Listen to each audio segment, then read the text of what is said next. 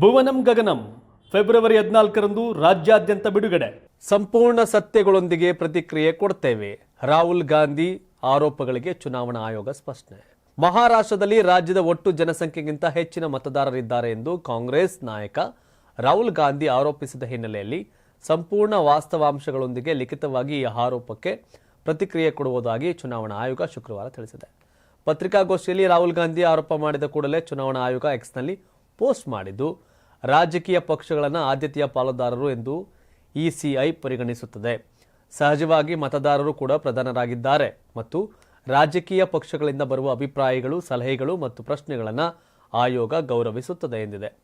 ದೇಶದಾದ್ಯಂತ ಏಕರೂಪವಾಗಿ ಅಳವಡಿಸಿಕೊಂಡಿರುವ ಸಂಪೂರ್ಣ ವಾಸ್ತವಿಕ ಮತ್ತು ಕಾರ್ಯವಿಧಾನ ಸಂಪೂರ್ಣ ಮಾಹಿತಿಯೊಂದಿಗೆ ಆಯೋಗವು ಲಿಖಿತವಾಗಿ ಪ್ರತಿಕ್ರಿಯಿಸುತ್ತದೆ ಎಂದು ರಾಹುಲ್ ಗಾಂಧಿಯನ್ನ ಹೆಸರಿಸದೆ ಅಥವಾ ಅವರ ಆರೋಪಗಳನ್ನು ಉಲ್ಲೇಖಿಸದೆ ಹೇಳಿದೆ.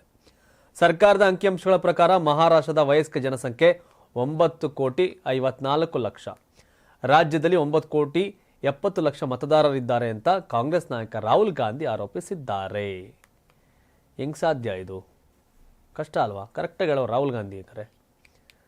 ರಾಜ್ಯದಲ್ಲಿ ಜನಸಂಖ್ಯೆ 9,54,00,000 ಅಂತೆ, ವೋಟರ್ಸ್ 9,70,00,000 ಅಂತೆ ಅಂತ ರಾಹುಲ್ ಗಾಂಧಿ ಹೇಳಿರೋದು. ಬಟ್ ಆ ಲೆಕ್ಕ ಅದೇನು ಅಂತ ಪರಿಶೀಲನೆ ಮಾಡಬೇಕು.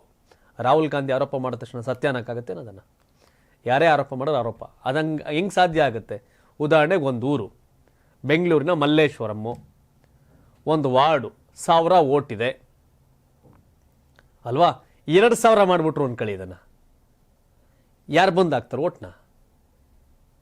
ವಿಧಾನಸಭೆ ಚುನಾವಣೆ ಎಲ್ಲ ಕಡೆ ತಾನೇ ಆಗೋದು ಅಲ್ವಾ? 50% ಜನ ಎಕ್ಸ್ಟ್ರಾ ವೋಟರ್ಸ್ ಆಗ್ಬಿಟ್ರೆ, ಈಗ ಅವರು 9,70,00,000 9,90,00,000 ಹೇಳ್ತಾವ್ರೆ ಅಂದರೆ ಅಲ್ಲಿ ವೋಟರ್ಸ್ ಬರ್ತಾ 7 ಕೋಟಿ 6 ಕೋಟಿ ಇರಬೇಕು ಅಂತ ಲೆಕ್ಕಾಚಾರ ಅಲ್ಲಿ ಹಂಗೆ ನೋಡಿದ್ರೆ ಅಲ್ವಾ? ಇನ್ನೆಲ್ಲ 18 ವರ್ಷಕ್ಕೆ ಕೆಳಗಡೆ ಇರ್ತಕ್ಕಂಥವ್ರು ಜನ ಗೊತ್ತಾಗಬೇಕಲ್ಲ ಅಲ್ಲಿ. ಈಗ ನಮ್ಮೂರು ಇವನು ರಮೇಶ, ಸುರೇಶ, ಶ್ವೇತಾ, ಸೌಮ್ಯ ಅಂತೇನೋ ಇರುತ್ತೆ. ಅವ್ರು ಬಿಟ್ಟು ಯಾಕೆ ಶೋ ಬಂದಾಗ ಯಾರು ಇವ್ರೊಂದು ಗೊತ್ತಾಗಲ್ವಾ? ಆ ಥರ ಕಳ್ಳೋಟ ಆಗೋದಿಲ್ಲಿ ಎಲ್ಲಾಗುತ್ತೆ? ಕಳ್ಳೋಟ ಆ ಥರ ಎಕ್ಸ್ಟ್ರಾ ವೋಟರ್ಸ್ ಇನ್ಕ್ರೀಸ್ ಆಗಿದ್ರೆ ಎಲ್ಲಾಗುತ್ತೆ ಓಟ್? ಅದು ಹೆಂಗೆ ಬಂದು ಓಟ್ ಹಾಕಕ್ಕೆ ಸಾಧ್ಯ ಅನ್ನೋ ಪ್ರಶ್ನೆ ಕಾಡುತ್ತೆ.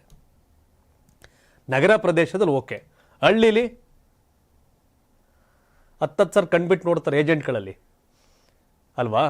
ಸೊ ಹಾಗಾಗಿ ಸಿಟಿಲೇ ಹೆಂಗೆ 2 ಕೋಟಿ ಜನ ಸೇರ್ಸೋಕ್ಕಾಗತ್ತಾ? ಮುಂಬೈಲಿ ನಗರ ಪ್ರದೇಶಗಳಲ್ಲಿ ಎಲ್ಲ ಕಡೆ ಸೇರ್ಕೊಂಡಂಗೆ ಇಲ್ಲ, ಆರೋಪ ಅಲ್ವೇ? ನೋಡೋಣ, ತನಿಖೆ ಅದನ್ನು ಹೇಳ್ತೀವಿ ಅಂತ ಹೇಳಿದ್ದಾರೆ. ಅಲ್ಲಿ 84ರಿಂದ 50 kg ಬಂದೆ, ಆಮೇಲೂ ಸಣ್ಣಗೆ ಫಿಟ್ ಆಗಿದ್ದೀನಿ.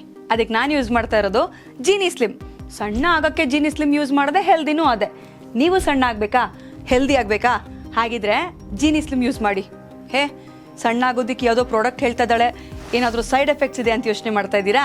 ಖಂಡಿತ ಇಲ್ಲ, ಯಾಕಂದರೆ ಇದು ಕೆಮಿಕಲ್ ಫ್ರೀ. ಸಣ್ಣ ಆಗಬೇಕು ಅಂದರೆ ಜೀನಿ ಸ್ಲಿಮ್ ಯೂಸ್ ಮಾಡಿ. ಹೆಚ್ಚಿನ ಮಾಹಿತಿಗೆ ಕೆಳಗೆ ಡಿಸ್ಪ್ಲೇ ಆಗ್ತಿರೋ ನಂಬರ್ಗೆ ಕಾಲ್ ಮಾಡಿ.